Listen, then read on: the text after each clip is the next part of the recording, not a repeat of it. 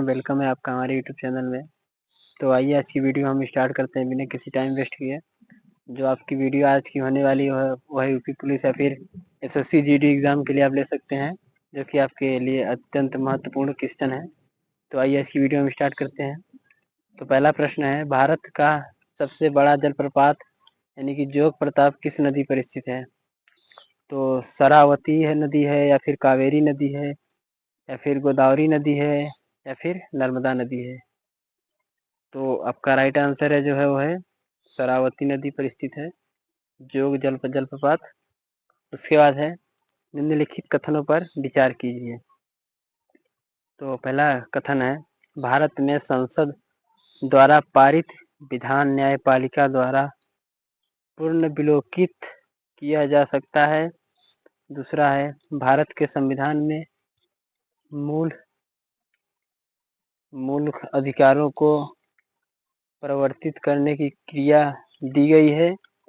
उसके बाद है, उपरोक्त कथनों में से कौन सा कथन सही है? तो केवल पहला सही है, या फिर केवल दूसरा सही है, या फिर पहला और दूसरा दोनों सही है, या फिर न तो पहला सही है या फिर न तो दूसरा?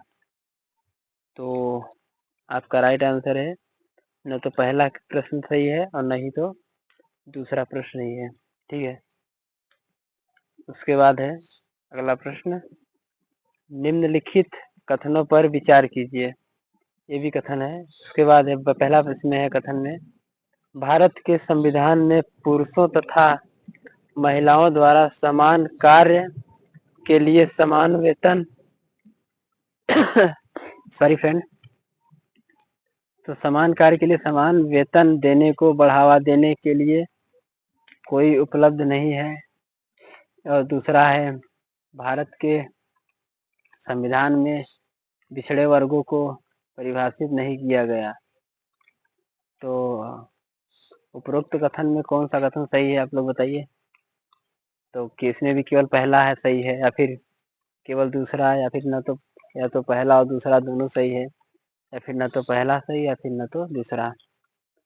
तो आपका राइट आंसर इसमें केवल दूसरा सही है। ठीक है, यानी कि इसमें दिया गया है, भारत के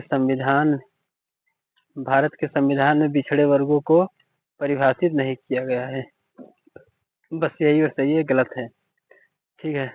उसके बाद है, जब भारतीय न्यायिक पद्धति में लोकहित मुकदमा PIL लाया गया तब भारत के मुख्य न्यायमूर्ति कौन थे? तो M हिदायतुल्ला थे, या फिर M अहमदी थे, या फिर AM आनंद थे, या फिर PN भगवती थे?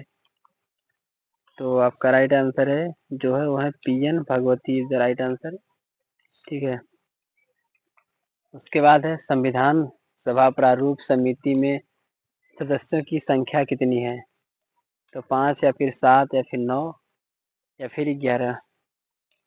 तो आपका राइट आंसर वो जो है वो है 7 इज द राइट आंसर है आपका। उसके बाद है, भारत के प्रथम उप प्रधानमंत्री कौन थे? तो KP मेनन थे, या फिर BN राव थे, या फिर वल्लभ भाई पटेल, सरदार वल्लभ भाई पटेल थे, या फिर जगजीवन राम थे? तो आपका राइट आंसर है सरदार वल्लभ भाई Patel is the right answer. ठीक है। उसके बाद निम्नलिखित कथनों पर विचार कीजिए। पहला कथन है, कृषि लागत और कीमत आयोग 32 फसलों के लिए न्यूनतम समर्थन कीमतों की सिफारिश करता है।